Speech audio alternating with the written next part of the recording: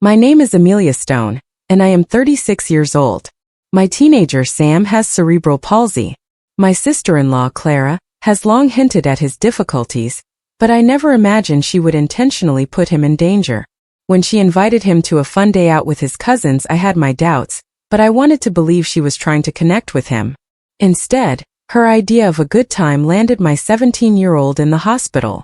Before I explain how my sister-in-law's cruel joke hospitalized my son, please let me know where you're watching from and subscribe if you want to hear more stories about standing up for those who can't defend themselves. My life was irreversibly altered 12 years ago when my husband, Paul, died in a car accident. Sam was only 6 years old at the time, and I was suddenly left alone to raise a child with special needs. Sam was diagnosed with cerebral palsy just a year before Paul died, at the age of 5. His condition primarily affects his movement.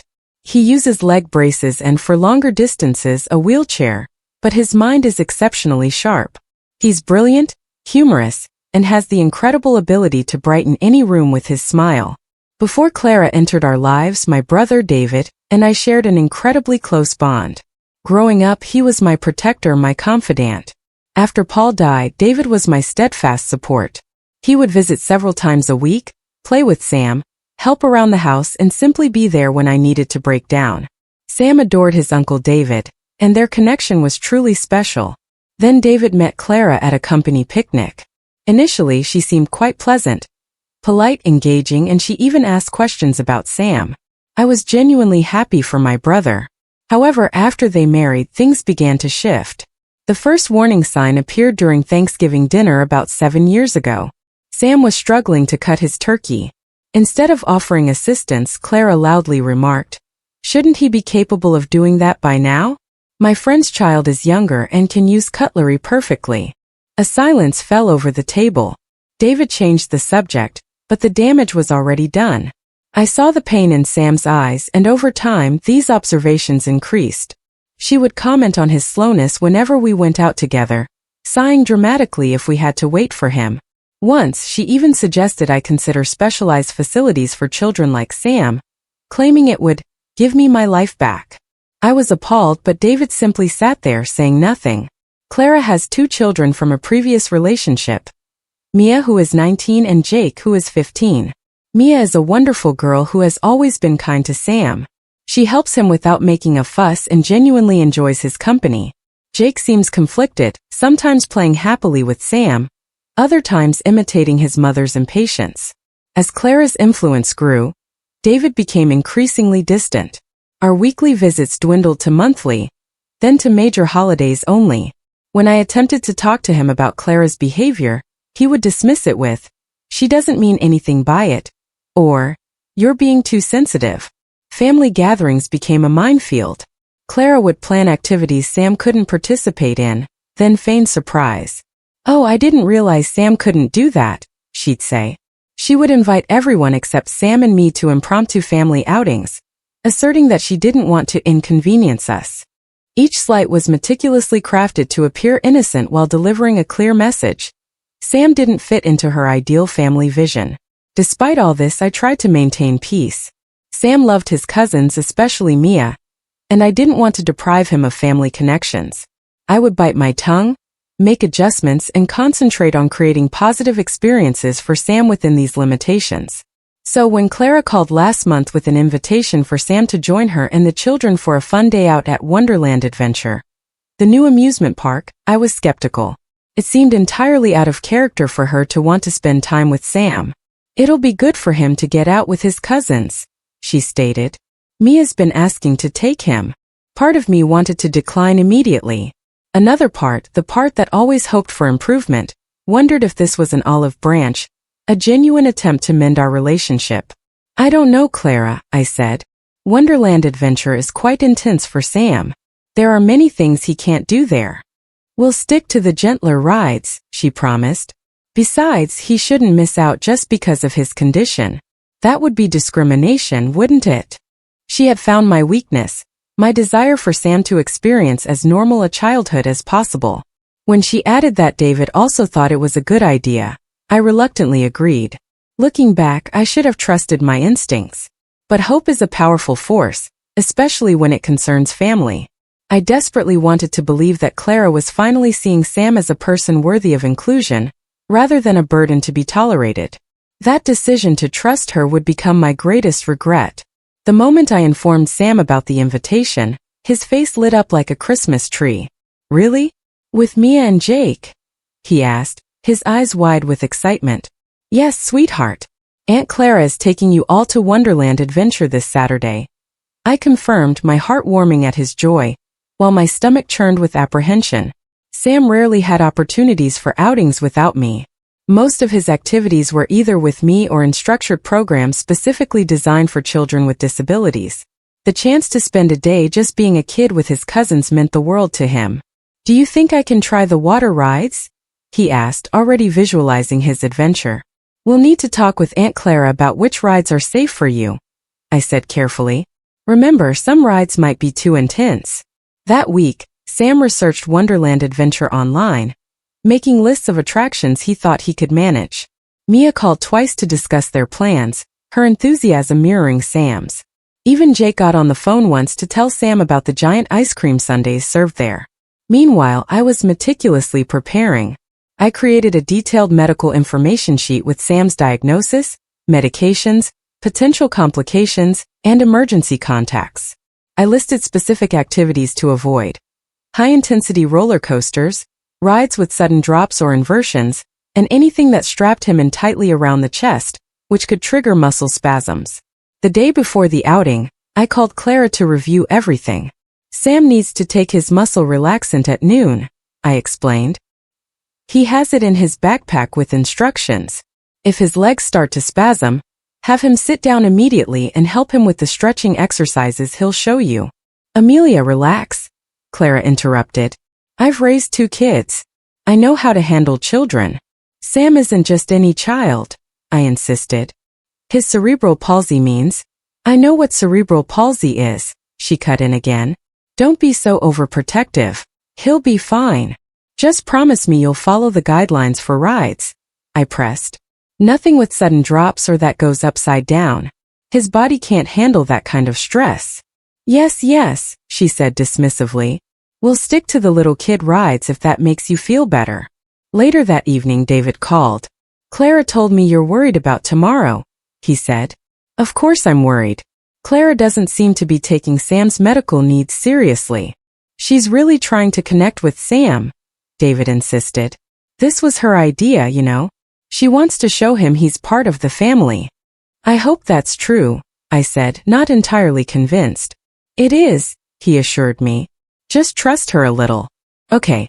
It'll be good for Sam to have some independence." Those words resonated with me. Sam was growing up, and I had been grappling with how to grant him appropriate independence. Perhaps my brother was correct. Perhaps I was being overly cautious. Saturday morning dawned with Sam wide awake, too excited to sleep. He had laid out his clothes the night before. His favorite superhero t-shirt and the special lightweight shorts that fit comfortably over his leg braces. "How long until Aunt Clara gets here?" he asked for the 3rd time as I helped him with his braces. "About an hour," I answered, adjusting the straps. "Remember what we talked about? If you get tired or uncomfortable—" "I know, Mom," he said with the exasperated tone only a teenager can perfect.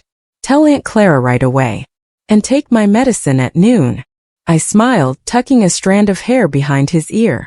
"That's right. And you have my number memorized. 555-2381, he recited dutifully. "Mom, I'll be okay.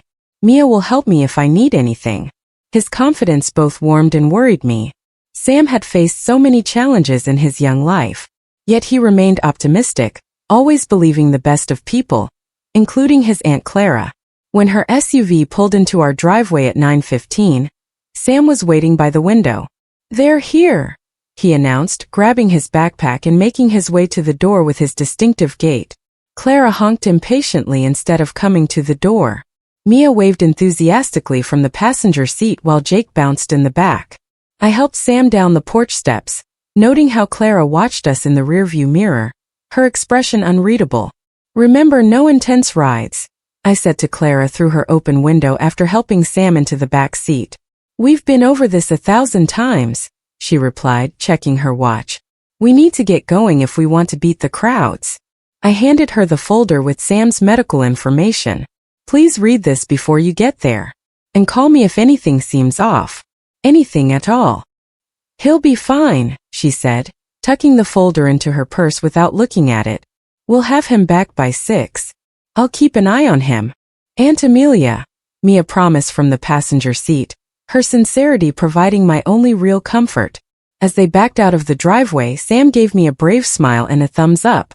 I waved until they turned the corner, then stood in the empty driveway, fighting the urge to call the whole thing off. Throughout the morning, I tried to distract myself with work. I'm a graphic designer and had a project deadline approaching, but found myself checking my phone every few minutes. Clara sent a few texts early on. 10:30 a.m. Arrived. Line's not too bad. 11:15 a.m. Sam rode the carousel. Having fun. 12:08 p.m. Lunch at Burger Place. All good. After that, the updates became more vague and less frequent. 1:45 p.m. Still at park. Everyone having fun. 3:20 p.m. All fine, battery low. We'll update later.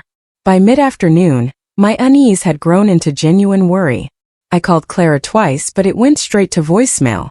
I texted Mia but got no response. Even Jake, who sometimes answered texts, was silent. I told myself I was overreacting. Phone batteries die. Reception in amusement parks can be spotty. They were probably just having too much fun to check their phones. Still, I couldn't shake the feeling that something was wrong. Call it mother's intuition or just years of being hypervigilant about Sam's safety, but a knot had formed in my stomach that wouldn't go away. At 4:27 p.m. my phone finally rang. I lunged for it, relieved to see Mia's name on the screen. That relief lasted exactly 3 seconds. Aunt Amelia. Mia's voice was high-pitched and trembling. Something happened to Sam. My blood turned to ice. What happened?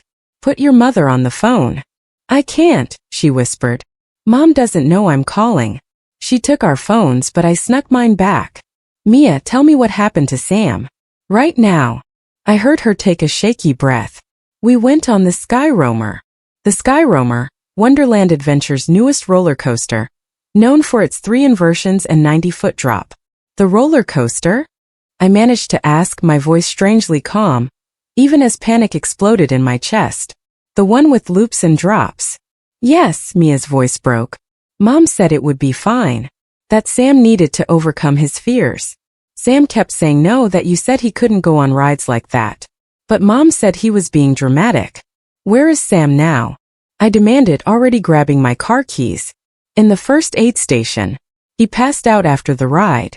He was dizzy and then he just collapsed. Her voice dropped even lower. He won't wake up. And Amelia, the park medic, is with him. But Mom won't let them call an ambulance. She says he's just overwhelmed and making a scene. Put the medic on the phone right now, Mia. I can't. I'm hiding in the bathroom. Mom said not to call you. That Sam was fine and she'd handle it. But he's not fine. And Amelia, his face looked all wrong and he made weird noises before he passed out. My training from Sam's previous medical emergencies kicked in. Mia, listen carefully. Go back to the first aid station. Tell the medic I'm Sam's mother, and I'm authorizing emergency medical transport. Tell them Sam has cerebral palsy and may be experiencing autonomic dysreflexia. Got that? Autonomic dysreflexia, she repeated. Good girl. Then tell them I'm on my way and calling 911 myself.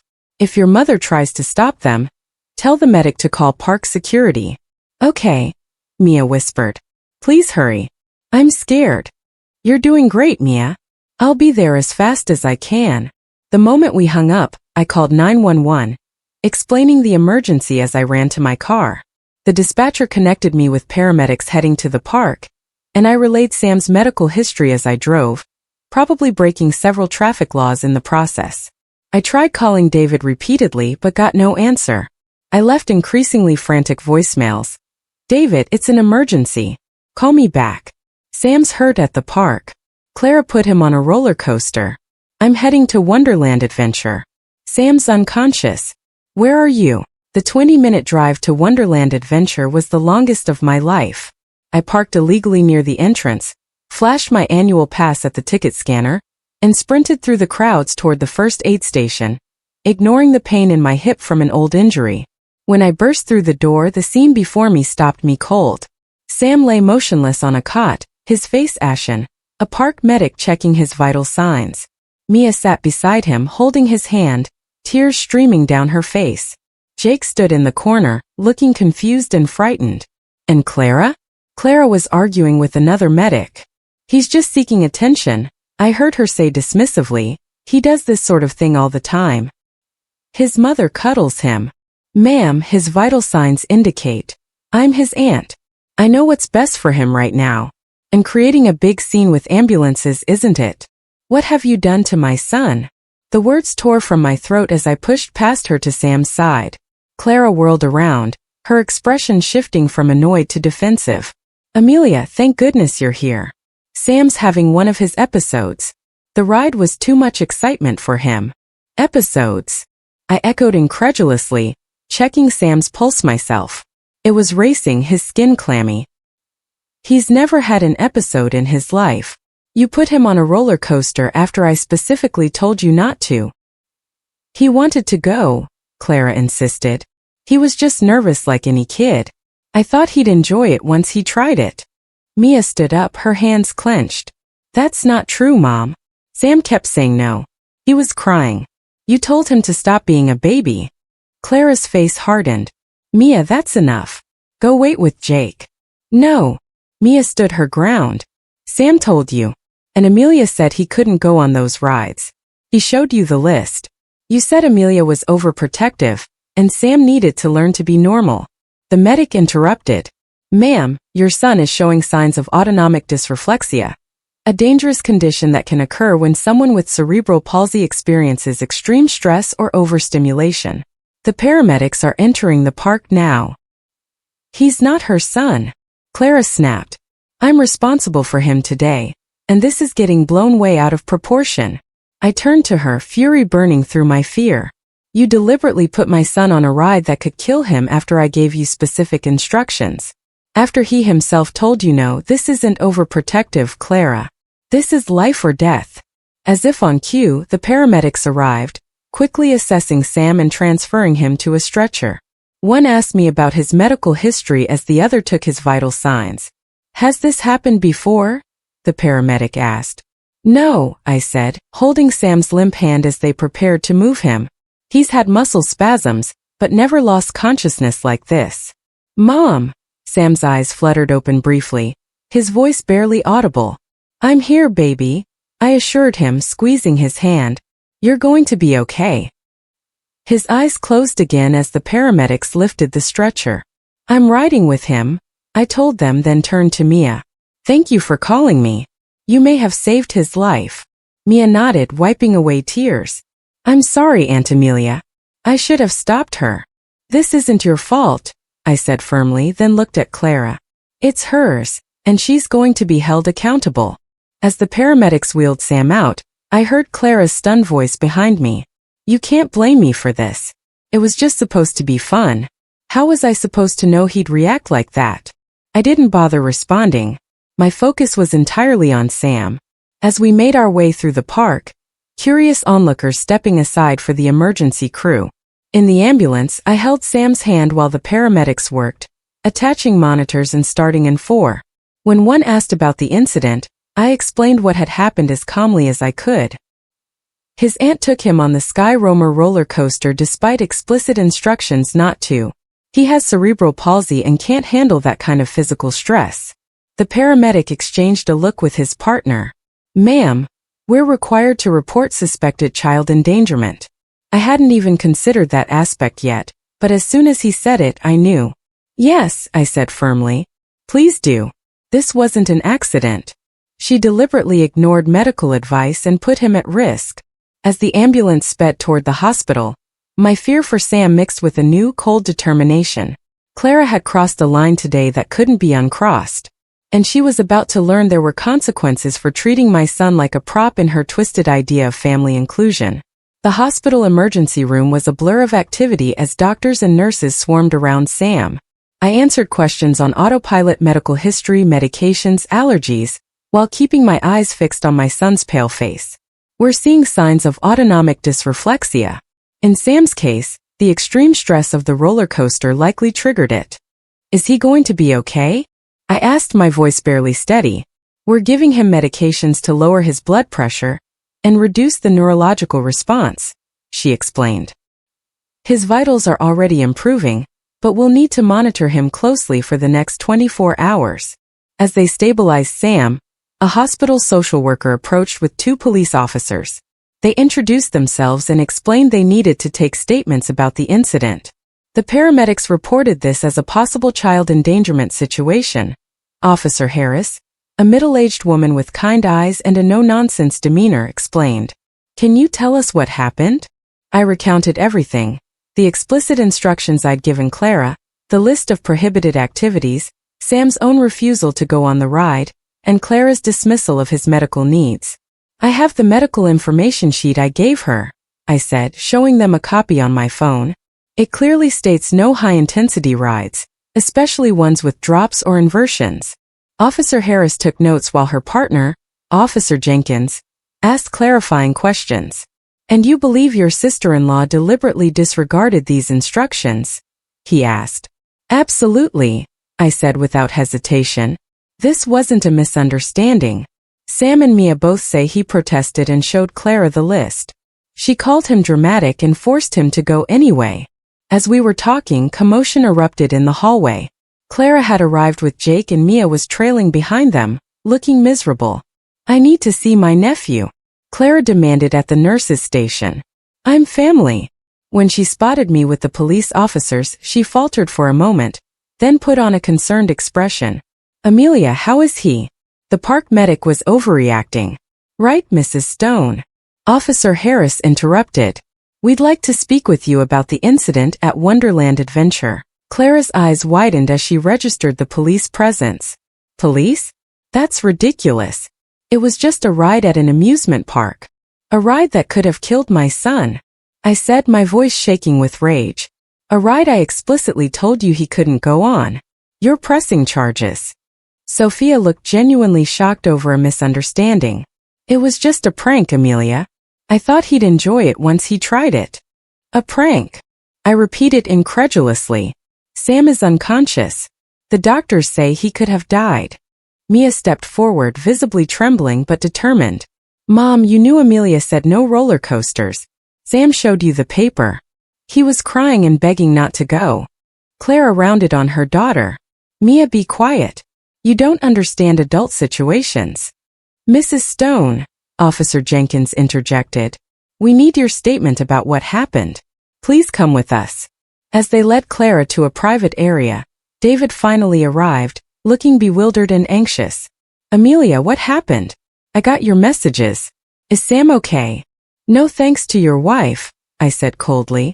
She forced Sam onto the Sky Roamer roller coaster. He lost consciousness and is now being treated for autonomic dysreflexia. David's face drained of color. The Sky Roamer? But that has loops and drops. Exactly. Something I explicitly told her to avoid. Something Sam begged her not to make him do. David looked torn, glancing between me and the room where Clara was being interviewed. I'm sure she didn't understand how serious it was. Don't, I warned. Don't you dare defend her. She knew exactly what she was doing. Mia confirmed it. Mia.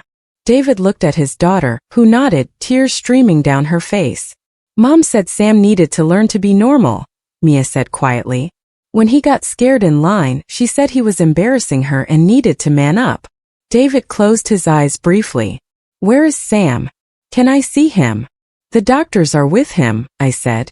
And no, you can't see him right now. I don't know if I can trust you around him anymore, David. He's my nephew, David protested. And he's my son, I countered.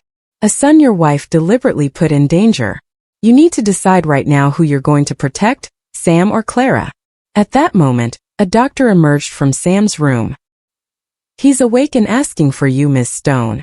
I turned away from David without another word and went to my son. Sam looked small and fragile in the hospital bed, hooked up to monitors and in 4. His eyes were half open, unfocused. Mom, he whispered when I took his hand. I'm here, sweetheart, I assured him, smoothing his hair back. You're going to be okay. I told Aunt Clara I couldn't go on the ride, he said, his voice breaking. I showed her the paper like you said, but she said I was being a baby. I know, honey. You did everything right. This wasn't your fault. His eyes filled with tears. It was so scary, Mom. Everything went dark and spinny, and then I couldn't breathe right. I held him as he cried, fury building inside me with each sob that shook his thin frame. When he'd calmed down, I stepped outside to find Officer Harris waiting for me. We've taken statements from your sister-in-law, your niece, and the park employees, she informed me. There's enough evidence to support charges of reckless endangerment of a child. I want to press charges, I said without hesitation. She knew exactly what she was doing. Are you sure? Family cases are always complicated. I've never been more sure of anything, I replied. She deliberately put my son at risk after being explicitly warned not to. If Mia hadn't called me against her mother's wishes, who knows what could have happened? Officer Harris nodded. We'll be in touch about next steps. A detective will follow up with you tomorrow. As she walked away, I saw Clara sitting in the waiting area, her face in her hands. David stood nearby looking lost. Clara looked up as I approached. Amelia, please, she began. It was a stupid mistake. I never meant to hurt Sam. Save it. I cut her off. You've been undermining and belittling Sam for years. Today you crossed the line into actively endangering him. I'm pressing charges, Clara. You're not going to brush this under the rug. You can't be serious, she exclaimed. It would destroy our family. You destroyed our family when you decided my son's medical needs were inconvenient to your narrative, I replied coldly. You're not welcome near Sam again. David stepped forward. Amelia, there has to be another way. Clara made a terrible mistake. But a mistake? I interrupted. A mistake is taking a wrong turn. A mistake is forgetting someone's birthday. Deliberately forcing a disabled child onto a dangerous ride after being explicitly told not to is not a mistake. It's a choice. I turned to Mia, who stood silently nearby. Thank you for being brave enough to call me. You saved Sam from an even worse outcome. Clara glared at her daughter. So this is your fault. After everything I've done for you. Mia flinched but stood her ground. You were wrong, Mom. Sam could have died. Jake, who had been quiet throughout the confrontation, suddenly spoke up. Is Sam going to be okay? The innocent concern in his voice momentarily softened my anger. Yes, Jake. The doctors are taking good care of him. Can I see him? He asked uncertainly. Not today, I said gently. He needs to rest. But I'll let him know you asked about him. As I turned to go back to Sam's room, David caught my arm. What happens now? I looked at my brother, the person who had once been my strongest supporter, who had gradually become a stranger under Clara's influence. Now you make a choice, I told him. Because I've made mine. Sam comes first. Always. Sam was admitted for overnight observation. His room was quiet except for the steady beep of monitors. I sat beside his bed, working remotely on my laptop during the brief periods he slept. During his waking hours, we played gentle card games and watched his favorite superhero movies on the room's small TV. Mom, he asked during a quiet moment, is Aunt Clara going to jail? The question caught me off guard. I don't know, sweetheart. The police are investigating what happened. I don't want her to go to jail, he said softly. I just don't want to go on any more rides with her. His innate kindness, even after what he'd been through, made my heart ache. You won't have to, I promised. You won't have to see Aunt Clara for a long time. What about Uncle David and Mia and Jake? I chose my words carefully. Uncle David needs to make some decisions. Mia and Jake aren't at fault for what their mother did. We'll figure it out. Shortly after this conversation, a light knock at the door announced the arrival of my parents. They had driven 3 hours after receiving my call about the incident. Oh, my sweet boy, my mother gasped, rushing to Sam's bedside. My father followed, his normally jovial face set in grim lines. I'm okay, Grandma, Sam assured her, submitting to her gentle hugs and kisses. My father pulled me into the hallway. What exactly happened? Your message was garbled. I explained the situation, watching his face darken with each detail. "Where is David now?" he demanded when I finished. "I don't know. Probably with Clara." "And Clara?" "The last I heard, she was released pending further investigation." My father ran a hand over his face. "I always thought she was cold, but this is criminal." "The police seem to think so too." "Good," he said firmly. "Some lines can't be uncrossed, Amelia. This is one of them." My phone buzzed with a text from Mia. "Can I visit Sam?" "Just me." After checking with Sam, who brightened at the prospect of seeing his cousin, I agreed. 20 minutes later, a hospital volunteer escorted Mia to Sam's room. Mia looked like she hadn't slept, her eyes red-rimmed, her usual confident posture diminished. She hesitated at the doorway until Sam called her name. "Hey, dork," she said with forced lightness, using their familiar nickname for each other. "You scared me yesterday." "Sorry," Sam replied with a small smile. "Not my idea." Mia perched on the edge of his bed, carefully avoiding the 4-line. "I brought you something." She pulled a small Captain America action figure from her pocket. "From my collection. Thought he could stand guard while you sleep." Sam accepted the figure with reverence. "Thanks, Mia." While Sam showed his grandparents the action figure's features, Mia pulled me aside. "Dad and Mom are fighting nonstop," she whispered. "Dad stayed at a hotel last night. He's really mad at Mom." "I'm sorry you're caught in the middle of this," I told her. She shook her head. "Don't be sorry. What Mom did was wrong. Really wrong. I should have stopped her somehow." "Mia, you're 19. It wasn't your responsibility to stop your mother. You did the right thing by calling me." "Mom took my phone away for that," she admitted. "Dad gave it back this morning and said I was brave." This small sign that my brother might be finding his backbone gave me a flicker of hope. Throughout the day, hospital staff came and went, checking Sam's vitals and adjusting his medications. The neurologist explained that while Sam's immediate symptoms were improving, we needed to watch for potential after effects. The extreme stress on his system could trigger increased muscle tone or spasms in the coming weeks, she warned. He'll need follow-up appointments and possibly adjustments to his physical therapy regimen. Late that afternoon, David arrived alone, looking haggard. My father intercepted him in the hallway. Their hushed but intense conversation was visible through the room's small window. Eventually, my father nodded and let David enter. "Hey, champ," David said to Sam, his voice overly bright. "How are you feeling?" "Better," Sam replied cautiously. "The doctor says I can go home tomorrow if my blood pressure stays normal."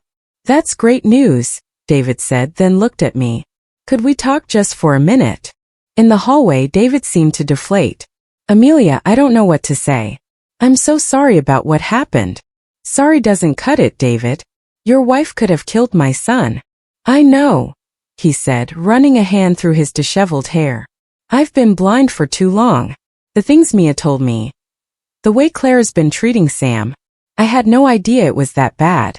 "Because you chose not to see it," I pointed out. "I tried to tell you." "You're right," he admitted. "I didn't want to believe my wife could be that cruel. But after yesterday, after seeing the park security footage." "Security footage?" David nodded grimly. "The police obtained it this morning. It shows everything. Sam crying and trying to get away.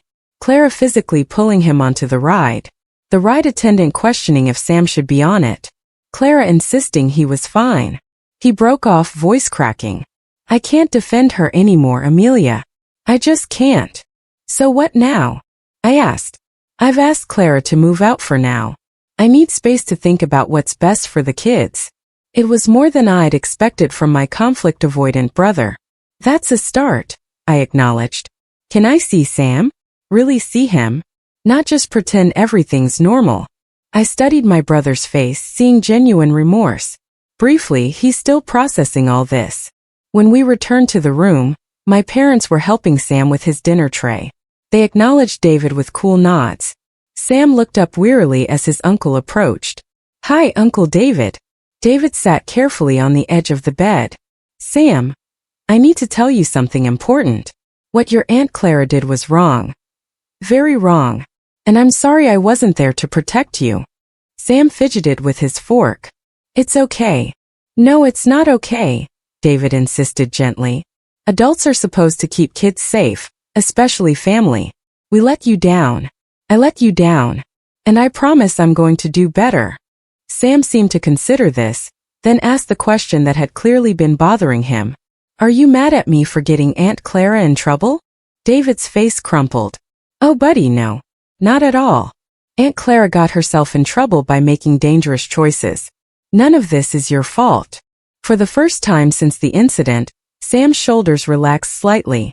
That evening after David left and my parents went to their hotel, Mia texted again. Mom's posting stuff online about Sam. I immediately checked Clara's social media accounts and felt sick. She had posted a long self-pitying rant about being persecuted for trying to give a disabled child a normal experience, and how some people would rather keep their children in bubble wrap than let them live. The post included past photos of Sam, using him as a prop in her narrative of martyrdom. I took screenshots for the police, then blocked her on all platforms. Several of our mutual acquaintances messaged me asking about the situation. Word was spreading through our community. The detective assigned to Sam's case called to schedule a formal interview the following day. He mentioned they were gathering evidence, including witness statements from park employees and other riders. The security footage is quite damning, he confirmed. Several witnesses heard your son protesting and your sister-in-law dismissing his concerns. That night, as Sam finally drifted off to sleep, I allowed myself a moment of vulnerability, silently crying in the uncomfortable hospital chair. The beeping monitors, the antiseptic smell, the harsh fluorescent lights, all brought back memories of Sam's earlier hospital stays during the worst periods of his condition. Stays where Paul had been by my side, where we'd faced challenges together. I'm doing my best, Paul, I whispered to my late husband's memory. I'm trying to protect him. The next morning, the doctor cleared Sam for discharge with strict instructions for follow-up care. As I helped him dress in the fresh clothes my mother had brought, he asked the question I'd been dreading. Why doesn't Aunt Clara like me? I sat beside him on the bed, choosing my words carefully. Some people don't understand disabilities, sweetheart. They think different means less, which isn't true at all. Your Aunt Clara's feelings say everything about her and nothing about you. But she's family, he persisted, his brow furrowed. Family is supposed to love you no matter what. Real family does, I agreed. And you have lots of real family who love you exactly as you are. Grandma and Grandpa, Mia, Uncle David, me. Aunt Clara has some important lessons to learn about what family really means. As we left the hospital, a text from David arrived. Extended family asking questions. Mom called Clara. It's getting messy. I sighed, knowing this was just the beginning of a long, painful process. The family fracture that had started years ago with subtle slights and dismissive comments had finally broken open completely, forcing everyone to choose sides. And for once, I wasn't backing down to keep the peace. Sam deserved better than that. We both did. The weeks following Sam's hospitalization were a whirlwind of medical appointments, police interviews, and family drama. Sam's physical recovery progressed well, but emotionally he struggled with new anxieties. He had nightmares about roller coasters and developed a fear of being separated from me. What if something happens again? He asked one night after waking from a bad dream. I'll always keep you safe, I promised, though we both knew that wasn't entirely true. I hadn't been able to protect him from Clara. To address these new fears, I arranged for Sam to see a child psychologist who specialized in trauma and children with disabilities. Dr. Wilson was wonderful with Sam, using art and play therapy to help him process his experience. Sam is showing signs of post-traumatic stress, she explained after their third session. It's not just the physical trauma of the roller coaster, but the betrayal by someone he trusted. Family betrayal can be particularly damaging to children. Meanwhile, the legal process moved forward. The district attorney's office decided to pursue charges against Clara for child endangerment. Detective Davies, a calm, methodical man with a background in family crimes, kept me updated on the case's progress. We have substantial evidence, he explained during a meeting at the police station. The security footage clearly shows your sister-in-law forcing Sam onto the ride despite his distress. We have witness statements from park employees who questioned whether Sam should be on the ride. And we have the medical documentation of his condition and the prohibited activities. What kind of consequences could she face? I asked. Child endangerment can range from a misdemeanor to a felony, depending on the level of risk and intent. Given the circumstances, the deliberate disregard for medical advice, the documented risk, and the resulting hospitalization, the DA is pursuing it as a felony charge. The reality of the situation hit me. Clara could go to prison. While part of me felt vindicated, another part worried about the impact on Mia and Jake. What about her children? I asked. That's a separate matter for family services to evaluate, Detective Davies explained. But in cases like this, they typically look at whether the parent poses an ongoing risk to their children. As if reading my thoughts, he added, Ms. Stone, pressing charges doesn't make you responsible for what happens to your sister-in-law or her children. She made her choices. 2 days later, I received a call from David. Clara's been formally charged, he said, his voice hollow. Felony child endangerment. I know, I replied. Detective Davies told me. A long pause followed before David spoke again. I've filed for legal separation, Amelia. I just can't after seeing that security footage, after hearing what she said to Sam. I don't recognize the woman I married. How are Mia and Jake taking it? Mia understands more than Jake. She's actually asked to stay with you for a while if that's okay. She wants to help with Sam. The request surprised me. Of course she can stay with us. But what about school? It's only a 15-minute drive from your place. I can drop her off on my way to work. After some discussion of logistics, I agreed. Mia arrived that weekend with a duffel bag and her school backpack. Her expression a mix of relief and guilt. Are you sure this is okay? She asked as I showed her to the guest room. I just can't be around Mom right now. It's more than okay, I assured her. Sam will be thrilled to have you here. And he was. Having Mia around seemed to ease some of Sam's anxiety. They fell into an easy routine of homework, video games, and Mia helping Sam with his physical therapy exercises. One evening, I overheard them talking in Sam's room. Does it hurt? Mia asked. The cerebral palsy, I mean. Sometimes, Sam replied matter-of-factly. Mostly when my muscles get too tight. But the stretches help. I'm really sorry about what Mom did, Mia said, her voice small. It wasn't your fault, Sam assured her. You called Mom for help. You're like my superhero sidekick. Their resilience in the face of adult mistakes brought tears to my eyes. The preliminary hearing for Clara's case was scheduled for early October. As the date approached, the pressure from extended family intensified. My aunt called, insisting I drop the charges for the sake of family harmony.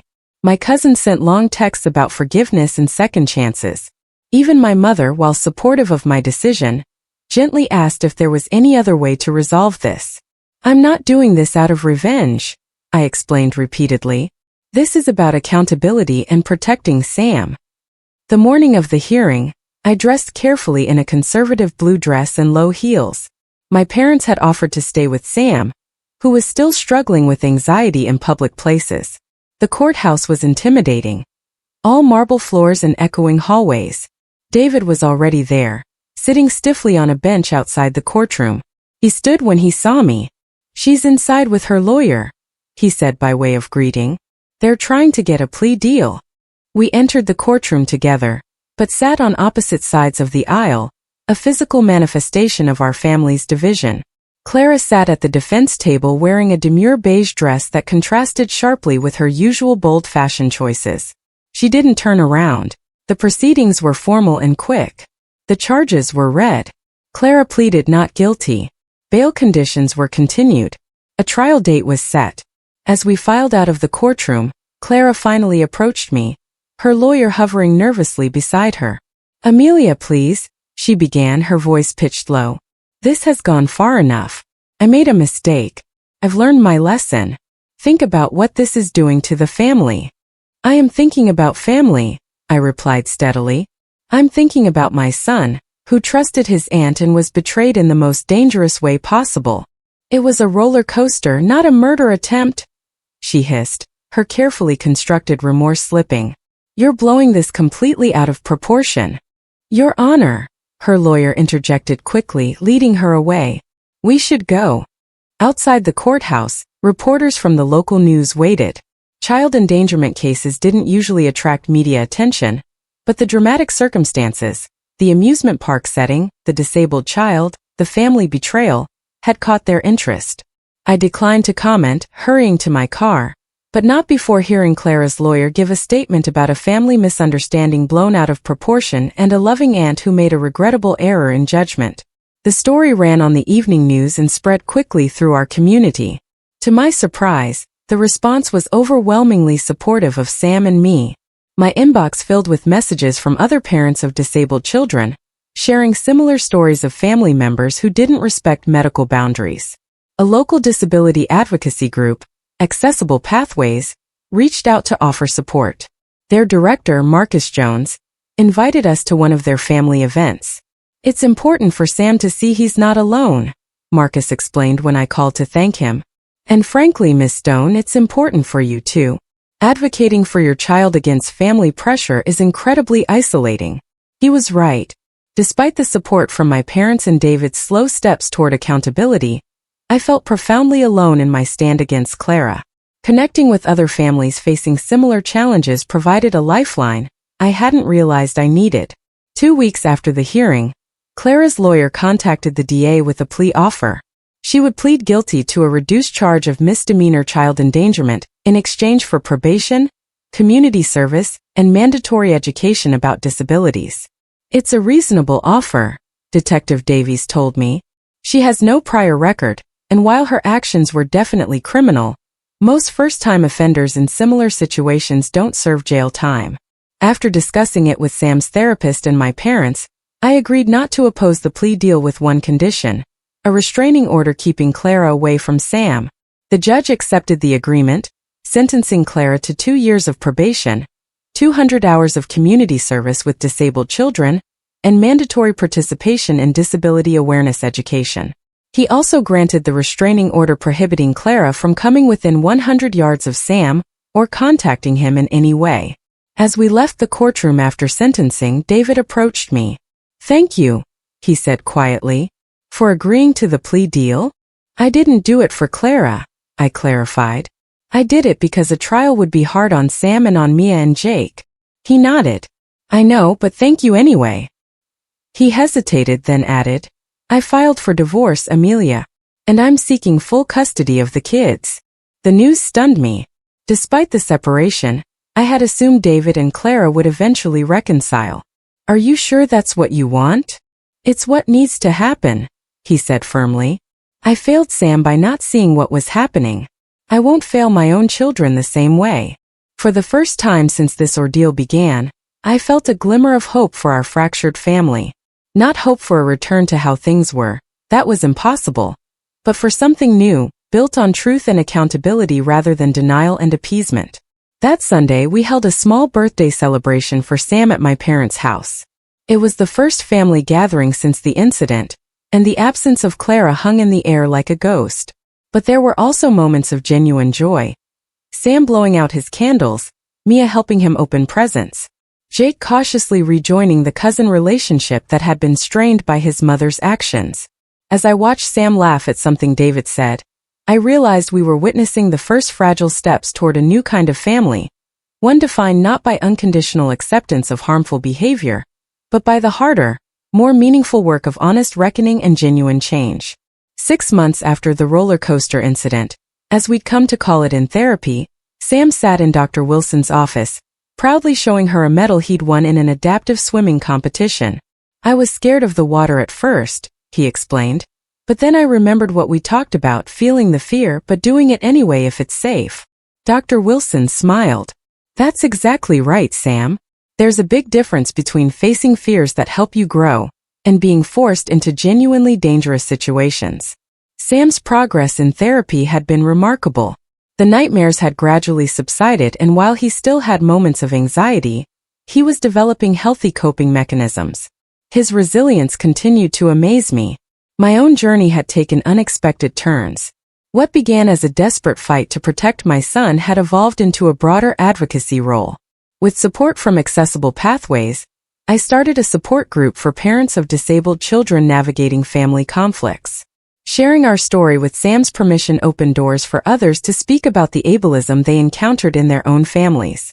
"You've given us a language for something we've experienced but couldn't name," one mother told me after a meeting. "The way members undermine us, question our parenting, ignore medical advice, it's not just annoying, it's dangerous." David had followed through on his divorce filing, and after a tense legal battle gained primary custody of Mia and Jake. Clara had visitation rights but was required to complete her disability education program first. She moved to a neighboring town, supposedly for a fresh start, though local gossip suggested she'd been increasingly ostracized after the case became public. Mia continued to spend significant time at our house, often bringing Jake for weekend visits. The cousins rebuilt their relationship, with Jake gradually understanding more about Sam's condition and how to be a supportive cousin.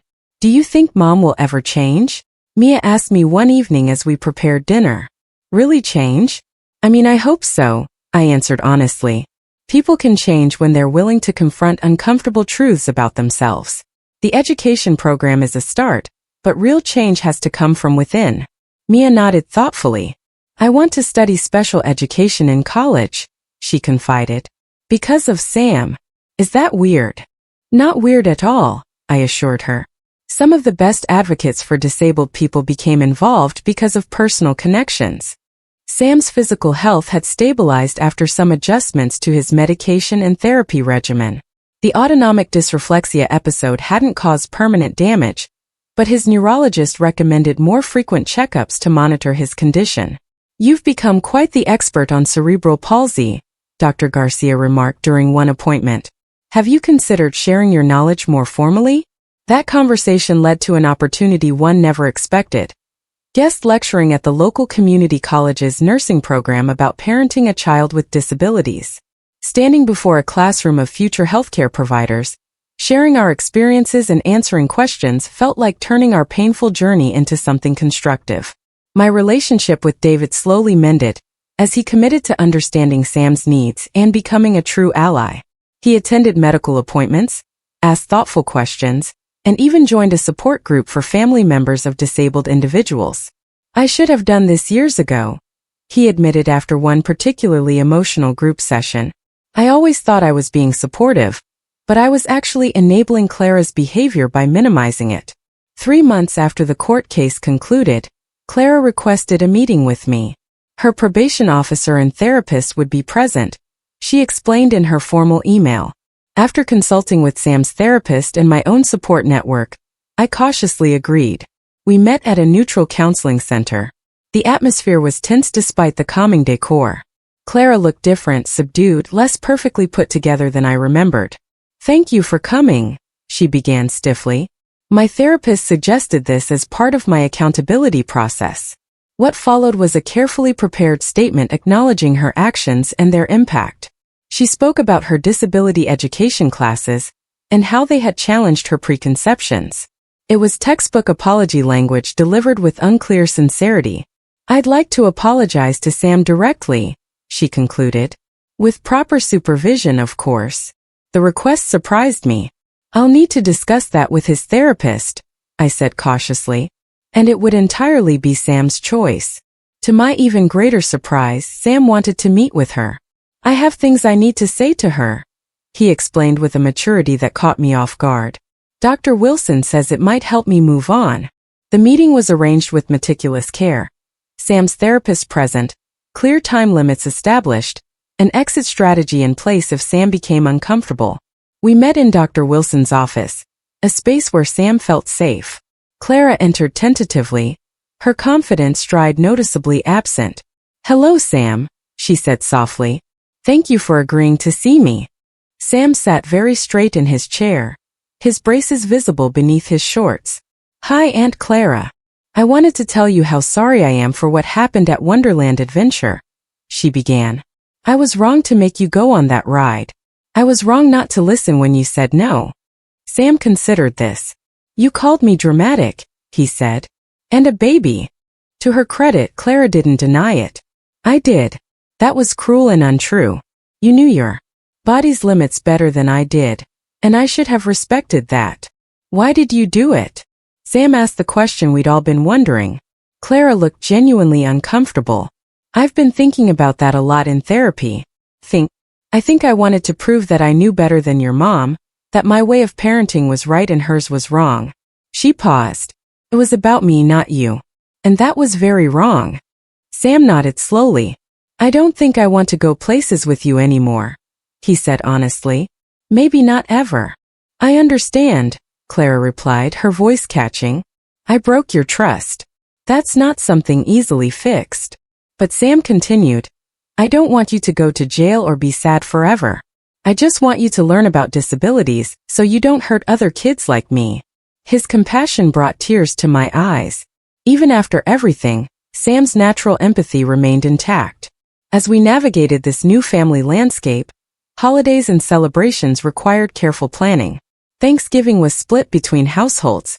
Christmas involved precisely scheduled visits, and birthday parties became exercises in diplomatic timing. Despite the complications, there were moments of genuine connection. During Sam's 15th birthday party, my father raised a toast. To Sam, who's taught us all what real courage looks like. And to Amelia, who showed us what it means to truly protect your child. The summer after the incident, I met Michael, a landscape architect who designed accessible outdoor spaces. We connected at a fundraiser for accessible pathways, bonding over coffee and conversation that flowed easily. When I cautiously mentioned Sam's disability, his response was refreshingly straightforward. My nephew has Down syndrome, he shared. My sister has taught me a lot about being an ally instead of just a sympathetic bystander. Our relationship developed slowly, with careful introductions to Sam and thoughtful discussions about boundaries and expectations. When Michael finally asked if he could take us both to dinner, Sam's approval was enthusiastic. He doesn't talk to me like I'm a little kid, Sam observed after our first outing together, and he waited while I got in the car myself instead of trying to help without asking. It was such a simple thing, basic respect for Sam's autonomy. Yet, it highlighted how rare that respect had been in our past relationships. On a warm Saturday in April, nearly a year after the incident, our extended family gathered for a picnic at an accessible park. Clara wasn't present. The restraining order remained in effect, but David brought Mia and Jake. My parents came along with Michael, who had become a steady presence in our lives. As the adults prepared food and the children played an adapted version of Frisbee that accommodated Sam's mobility, I found myself reflecting on how much had changed. The family we had now wasn't the one I'd imagined. It was smaller in some ways, the ties reconfigured by painful truths and necessary boundaries. But it was also stronger where it mattered most. In honesty, in respect, in genuine acceptance of Sam exactly as he was. Penny, for your thoughts, my mother said, sitting beside me on the accessible bench. I was just thinking about family, I replied. How it's not always what we expect. She followed my gaze to where Sam was laughing with Mia. His movements different, but his joy identical to that of any other 17-year-old. The strongest families aren't the ones that never have conflict, she observed. They're the ones that face hard truths and grow from them. That evening, as Sam and I drove home, he asked a question that had clearly been on his mind. Mom, do you think we'll ever forgive Aunt Clara? Like completely. I considered my answer carefully. Forgiveness is complicated, Sam. It doesn't mean forgetting what happened or removing necessary boundaries. It might mean finding peace with the past without letting it control our future. He nodded thoughtfully. I think I'm not ready yet, but maybe someday. Is that okay? That's more than okay, I assured him. You get to decide your own journey with this. There's no right timeline for healing. As we pulled into our driveway, Sam said, I'm glad you called the police that day, even though it was hard. So am I replied. Sometimes the hardest choices are the most important ones. That night, looking through old photos for a school project, Sam paused at a picture taken before the incident. Our whole family together at a reunion, smiles fixed, tensions hidden beneath the surface. We look happy here, he observed. But we weren't really, were we? Parts were real, I said. The love between you and Mia. My love for you. Grandma and Grandpa's love for all of us. But no, some of those smiles were covering up problems we weren't facing. He studied the photo a moment longer, then selected a different one, taken at his recent birthday, showing our smaller but more genuine circle. I like this one better, he decided. It's more real. As I helped him arrange the photos, I reflected on the journey we'd taken. From that terrifying phone call from Mia to the hospital room, from courtrooms to therapy sessions, from fractured family to reconstructed connections, each step had been painful but necessary. The road ahead would still have challenges. Sam would face new obstacles as he grew older. Our family would continue to navigate complex dynamics, but we would face it all with hard-won wisdom and authentic relationships built on respect rather than obligation. The lesson I hope Sam would carry forward wasn't that family always gets it right, but that true love means standing firm in defense of what matters, even when, especially when, it's difficult. That sometimes protection means drawing hard lines. That his voice and his needs are valid and important. And perhaps most importantly, that the family you choose, the people who truly see and respect you, can be stronger than the family you're born into. Thank you so much for staying with us through this difficult story. If you've ever had to make a hard choice to protect someone you love, please share your experience in the comments below. And if this story resonated with you, please like, subscribe, and share it with others who might need to hear that standing up for the vulnerable is always the right choice, even when it comes at a personal cost. Remember, your support helps stories like ours reach those who need them most.